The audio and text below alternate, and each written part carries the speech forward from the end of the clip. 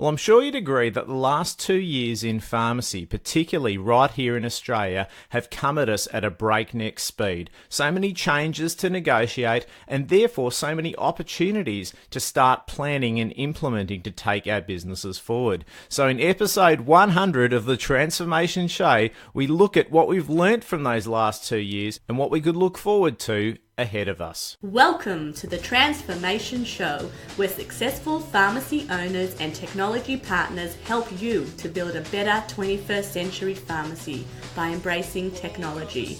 Here is your host, Robert Sztar. G'day everyone and welcome back to Transpharmation, the only dedicated podcast in the world where pharmacy and technology collide to bring you, the motivated pharmacy owner, all that you need to build your smarter, more successful 21st century business before it's too late. My name's Robert Sztar, your host and guide on this fantastic journey of ours, all the way through to, you guessed it, episode 100. I must take a moment to acknowledge that because, as I may have mentioned in a couple of our recent Facebook Live broadcasts, I really didn't know how far forward this show would actually go when I started it in 2014, and I've been so blessed to receive so much feedback from you that it's just driven and evolved this show all the way through to episode 100, and no doubt will grow it to the next 100 episodes as well. So I want to take a moment to thank each and every one of you for taking time out of your day to listen to the Transpharmation Show, but more importantly, provide me with that valuable feedback of what you would like to know, who you would like to hear from, and what questions I can help you solve and find solutions to. So thank you for that. I appreciate it more than you know. And even if this is your first show, welcome. There is a whole world of transformation for you to sink your teeth into, as we're going to discuss today. We haven't had a check-in for a little while, so I'd love to know how your week's going. We're just crossing past a public holiday weekend here in Victoria, so we've had a little bit of time out of the business to reflect and obviously look at how our goals might be progressing for 2016.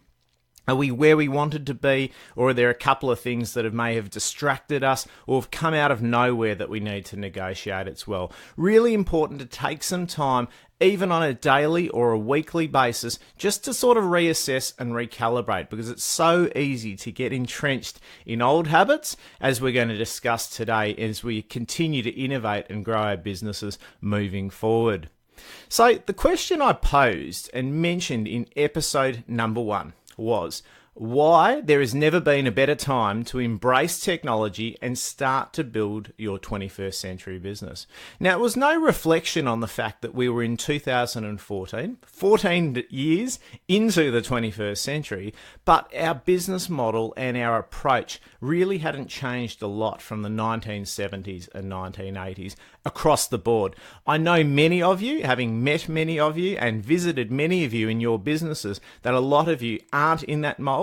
But as a general group, that's where we were sitting, and it was really a large opportunity that I hope over this last 2 years we've started to shift the way we think and about how our model needs to change moving forward. We talk a lot about things like operational efficiency, which is a way of addressing those rising operational costs, becoming more patient-centric and less transaction-focused and less, product and range-focused because of the agency of digital, the internet, and the rise of large format, large footprint pharmacies that have much bigger ranges than we could ever hope to hold. We need to be a little more tailored in our approach. And of course, looking at those smart bits of technology that we can intersect into our businesses to scale and grow moving forward. And that's really been the premise of how the shows have evolved. A lot of the questions have come around those 3 key pillars. And we've gone a long way from just addressing, very small little tech tools or gadgets that we were talking about early on to really tackling the broader issues of, where we sit around workflow and process, which has been the biggest shift, I think, in the show as well. We talk a lot about how best practice processes and workflows are never going to change, but the technology that enables them to become smarter, more efficient, and ultimately deliver a patient a better experience are the things that we need to be paying attention to. And that's just only going to grow and evolve as well. As an industry, particularly here in Australia, a lot has changed in that 2 years. There's been numerous rounds of PBS reform putting more pressure on us, and ultimately, as we've discussed over the journey, generating for us less profit per prescription. So it only stands to reason that workflow has to change. If we keep it the same and the costs are the same, and as we've found with workforce management, those costs are always going to increase with inflation and CPI and so forth, we cannot hope to have a hope moving forward in our businesses if we keep everything the same. So we need to be constantly revisiting that. And ultimately, as many of you, and certainly my statistics and downloads have suggested, many of you have engaged and are actively looking at automation as a way of solving that problem in your business. And realistically, it's something that probably is very logical when we sit back and actually think about it. That if we have the great fortune of having a patient in our business for 5 minutes, we want to spend as much of that 5 minutes with them and not 5 minutes looking for stock, sorting stock, unpacking stock. Sure, we haven't gotten to the point where things are automatically labelled and so forth, but that will come. As we go even further, looking at the agency of things like 3D printing, it's all about how we can get the product in front of us to deliver to a patient. And realistically, there is no value to our patients in what we do in that process, so we should automate as much as possible. But with the agency of the internet and inquisitive minds that are able to tap into information sources that were previously only our own, and we were very authoritative about that, and we held all of those references, so we would tell people what they should be looking at, what products they should be interested in, what was recommended. They're coming to us with those solutions right now, and we need to be changing our role to collaborate and advise them as well. So a lot of that stands to reason that we are looking at automation a lot more simply, and it's not just robotics. I know a lot of us, when we hear automation, we automatically think, I've got to put a robot in the pharmacy. It's not true. There is many things, as we explored even in episode 31 with Peter Ferros. There are many workflow changes that will improve and reduce time in your business ahead of putting automation. And so realistically, as we explored a lot in the Transformation book, and one of the questions that I'm hoping to answer in this show was one of the things of what I would do if I had to write the book right now in 2016. What would I change about it? And one of the things that I wouldn't change about it is the fact that our best practice workflows and processes don't change. The technology just catches up to it and makes it more efficient, more speedy, more accurate, and enables a better experience for us and our patients because we're able to do that. But we'll spend a little bit of time on that in just a moment. So that was probably one of the biggest topics that I think everyone enjoyed and got sunk into. We went through an automation platform series where I interviewed every single one of the robotic vendors in Australia, and also got some great case studies from pharmacists who have implemented those in their business as well. And probably to a larger extent, and that all finished up around episode 31. And what I'm going to do, and many of you have written in over the journey to say, look, it's really hard to actually pick up on the topics and what the episodes actually include from a searching capability. So that whole experience is going to change very shortly as we transition to a larger transformation platform that'll segment everything nicely by topics, resources, and all of those things, so that when you're really wanting to get stuck into one of your biggest opportunity areas or something that's a little hole in your business that you want to plug, you can access all of the best resources that we've put together over these last 2 years for that. So look out for that. That's coming very shortly. As websites do, as with anything, they need to change and evolve, and the robertsztar.com website, I think, has served its purpose, I think, early on, but adding on that transformation platform, I think, will really improve the experience for you, and really allow us to provide a lot more resources around the things you're most interested in and require more resources on, and that's something that's going to evolve in the coming months as well. Probably other areas that we focused a lot on as well were areas that really related to the Pharmacy Freedom Index, which we probably spoke at nauseum about throughout the 100 episodes. But ultimately, and that was another question I had from a listener only last week, was, the questions in the Pharmacy Freedom Index, would you change them being 2 years down the track? And what I did aim to do with that test, and there are 75 strategic questions if you've done the test already, that are answered in about 7 minutes. And if this is the first time you've heard about it, you'll probably think 75 questions, 7 minutes, that just doesn't marry up. But they're very easy yes, no, don't know questions that highlight your opportunities in 9 critical areas. And there is great content around all of those 9 areas in our first 100 shows. And what I'd recommend, if you haven't taken the Pharmacy Freedom Index before, and there's no obligation to it, it takes 7 minutes, you get a downloadable summary at the end of it, which you can then take away and say, okay, I really want to actually tackle, my financial processing and operational efficiency, or I really think I could be doing a lot more to get closer to my patients, to build a more patient-centric model. What technology elements could I be looking at that might help me in that space? Because as we talked about in the Transformation book, that first phase of education is so important, because you won't know how to best utilize these opportunities with technology until you understand their purpose and their function. And that's where they come into line and intersect with your best practice processes in your pharmacy. So I'd recommend that even if you've done it before and you did it 2 years ago, I'd recommend doing it again. And it's just something that will give you a little bit of a benchmark as to how you've gone, and also areas that you may have tackled. And you can revisit, I guess, as we look at in the 4th step of transformation in optimization. And that's really the one that I focus the majority of my time on now, because we've established what's been available, but everything that we see every day starts to improve upon what we've seen before. But what we don't see as a constant is those best practice workflows and changes actually transitioning or improving, because ultimately the framework is set, whether the task was performed by a person in our business or whether it's done by a machine or a piece of technology, the process won't change. It's just that the technology becomes better and improves that process and makes it faster and quicker and so forth. So something to always keep in mind when you're looking at technology as well. I think one of the things we've struggled with the most is really just overcoming some of those personal barriers and challenges in our mindset to actually make ourselves more change fluid, because we've had such a solid model, particularly in Australian community pharmacy for so long.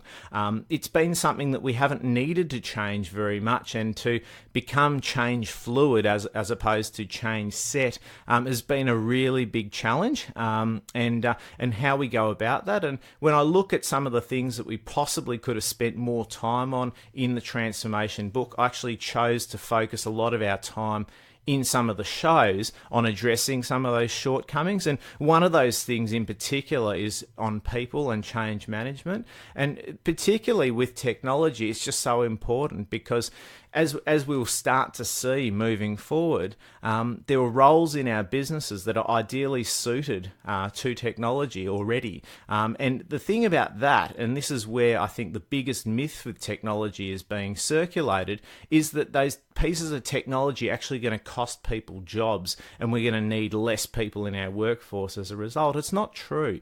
They're actually enablers to actually improve the quality and the professionalism of our businesses around high performance. And so we're no longer going to be able to carry people in our businesses who are doing meaningless, aimless tasks of things like data entry, just putting products on shelves, dusting shelves, things like that. There's no patient benefit attached to those roles, and that's where we're going to see those things automated. Whereas people who are going to be the best people in our businesses are the ones who have got the product knowledge, who've got the ability to engage, really solid interpersonal skills, to collaborate and work with our patients to get their best outcomes, to help them stay in good health for as long as possible. They're the people that we need to maximize our people investment, and that's the biggest thing that is going to happen around the technology. technology. And so the change management side of that, when it comes to looking at our workforce, is really quite confronting, because on the face of it, if you have been opting for a traditional workforce where very little technology has intersected into some of these best practice processes and workflows, it is going to be a very confronting reality to have to transition those people into high value roles in the business. And that's the challenge for us as a pharmacy owner. The other things that we see as well, I guess, which is a real surprise, particularly when I looked at the popularity of episodes, was really the popularity around one issue, which again, it was raised a number of times in some of our chats for our Pharmacy Freedom Index discovery sessions, and that was the contemplation of exiting the industry. And the episode 72 that we did with Jeff Green around his book, The Smart Business Exit, was extraordinarily popular, and to the point where we had a masterclass dedicated to that, that we hosted and ran a couple of weeks after to really get a little bit deeper to help you start to plan with your end in mind. And it's probably more topical when we look at a recent survey done by the AJP, which was well documented by the editor and the friend of the show, Chris Brooker, who showed that 1,300 pharmacists that were surveyed, that 61% were ready to leave the profession, and further 21% were contemplating the future. Now, 8 out of 10 pharmacists looking to leave the industry. It is a challenging time, and as we're discussing, there are things that need to change to enable us to move forward. We need to let go of the baggage of the past to be able to take our businesses forward and take the profession forward. And it means working in brave new roles, as we're seeing evolving. Whether it be things like for pharmacists that don't want to involve themselves in ownership in pharmacy, working in medical centres, finding innovative roles for themselves around particular niches. We're seeing some great trends coming out from the US, particularly the growth of specialty pharmacies.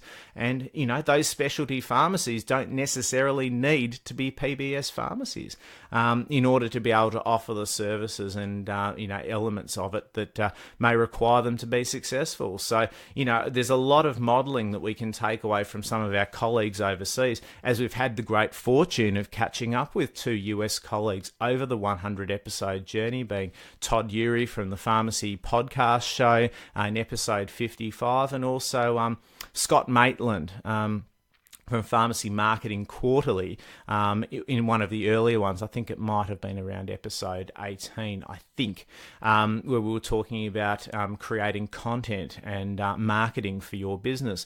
And so there's a lot of opportunity for us if we look for it. I guess ultimately, as we look forward, unless we're prepared to, innovate, take some risks and so forth, then ultimately it's probably going to be easier to look at something where the grass may be greener, and look at industries. I know a lot of pharmacists have transitioned into medical roles or other things similar, where it's perceived to be a lot more stable, a lot more successful. But it is going to be difficult if we don't want to change from where we are right now. And I guess realistically, I wanted to spend a little bit of time, and this isn't going to be a long episode because I don't believe in dwelling on all of the past, because there is so much to be excited about moving forward. But I did want to spend a little bit of time on what I'm seeing as far as trends and opportunities moving forward. And, one we've spoken about probably ad nauseum in automation of business processes. And that's where I wanted to spend a little bit of time, because we so many times look at automation as just simply a case of automating picking of products. There are so many business processes that can be automated. We spent a fair bit of time over the journey with some of our product vendors and also with accountants, talking about how we can be more efficient in managing our financial document workflow, using smart tools to extract information, scan documents, getting out of the paper, which is such a big, piece of baggage for us, particularly when we look at the size that it takes up in external storage or storerooms. And it's just something that we're seeing come out of our business now. There are some great scanning solutions, digital solutions that have come out of their recent APP up at the Gold Coast in March. And, that's just going to help us transition a little bit further away as we start to automate some of those things. And again, it just means that administrative roles in pharmacy, become a minimum, and it just requires someone who's got the right sense of being able to pick up on trends and problems evolving around those things and improving those processes, so that we can achieve what we've talked about a lot, which is having a live financial picture of our business at any given stage, and really being able to be confident in our own business of knowing where we are right now and not looking backwards at our financials a quarter or a half year behind, really understanding that dynamic nature so we can be agile and we can change and we can become change fluid as opposed to being change set. The omni-channel pharmacist and the 24/7 reality. That's something that's been spoken about a lot in retail. We spent a lot of time talking with Brian Walker, the retail doctor, in episode 53 about the omni-channel retail experience and how people are doing a lot of research online, buying offline, coming in the store. And that's really a case for pharmacy as well, in that our patients are doing a lot of research themselves. If their needs are not being met in the digital environment, as we're seeing a growing trend, particularly around a group of e-patients, which we spoke with one in episode 60 with Sarah Kusharski, and that's around rare diseases, but that will come more into mainstream. There are huge forums and communities of diabetic patients that they are going to seek support and advice and information where they don't exist currently, either in an offline or online environment. So for us, we need to be in those spaces. And that's not just from a patient care point of view, but also from a marketing point of view as well. As traditionally we've spent a lot of time, money on catalogs, local newspaper advertisements, all sorts of offline media that really isn't capturing the attention of our community anymore. Spending more time on social networks and evolving social networks too, and that's such the most important element of our business, that we really understand who our customers are and what their demographics actually include, so that we can actually be in all of those places where they have their attention being spent. And that may even be, as scary as it sounds, on a platform like Snapchat. It's something that I've had a little bit of a play with over the last few months. Again, I'm not 100% certain how that's going to intersect with our pharmacy day to day. But it's something that, as we're finding, as the ages increase in people using it, it will be a place where people spend time. And so, again, from a support point of view, people are going to get sick wherever they are. And if we can be there to support them and help them back into good health wherever they might be, then I think we've got a lot of value to offer. So it may not be at this stage needing to jump that far to the left or that far to the right, depending on how you look at it, but particularly a platform that's very established like Facebook. And I could spend a long time talking about Facebook right now, but there's so much I love about it, so many opportunities. I dedicated a whole Facebook Live video just recently on Facebook Live and the opportunities for pharmacy. I'll put that in the show notes here at robertstar.com/episode 100.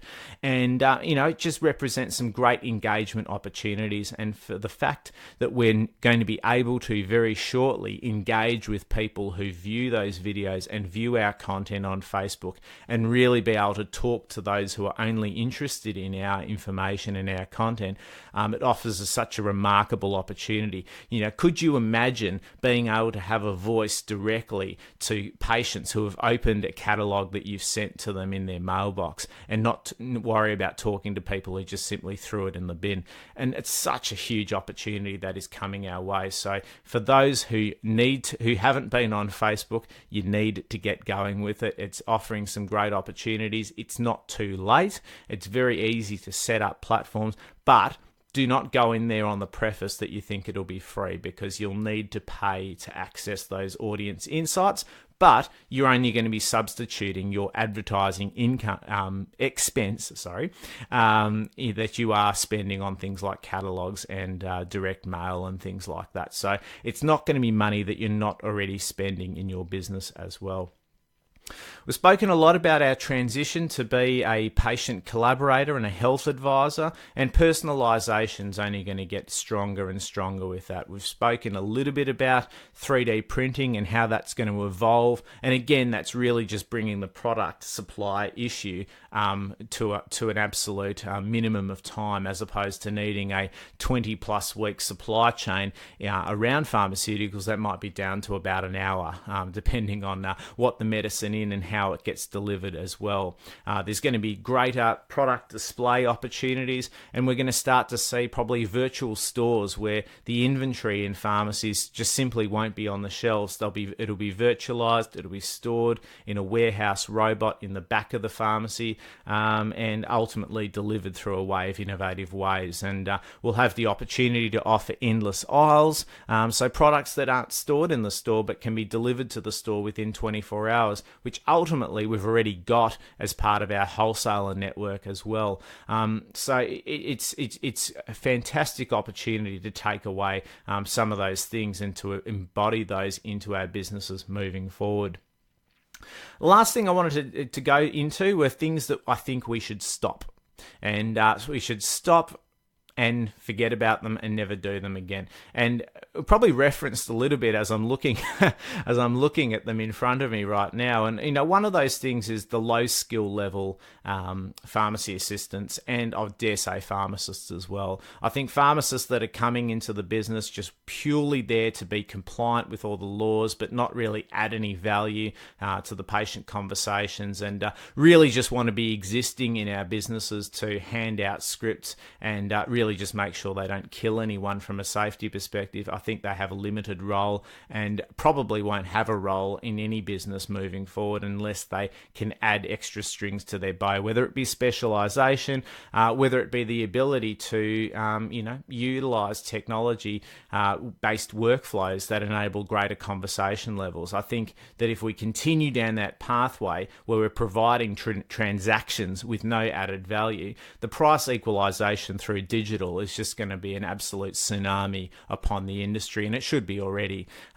We only need to look at our personal lives when we're researching products. Once we've decided on a particular product, we will then search for the lowest price through a range of, if you're looking for a washing machine, you'll find the lowest price through all of the major retailers. It may even be online, it may include delivery. It's not limited to the store itself, and that will be the way I think pharmacy will go if we do not add any additional value and we just purely get judged on transactions. There needs to be additional things involved in treating someone from a primary healthcare perspective, even something as small as a headache. There are many different factors. We're going to be covering some of those in an upcoming show where I've managed to get Dr. Jesse Green, who actually is another podcaster who runs the Savvy Dentist show, and he talks about some of the things that has made price irrelevant in his very price-sensitive dental industry, and how the way he delivers some of the most common dental items just simply cannot be compared as apples with apples because of the way they go about it. So we need to be doing the same thing.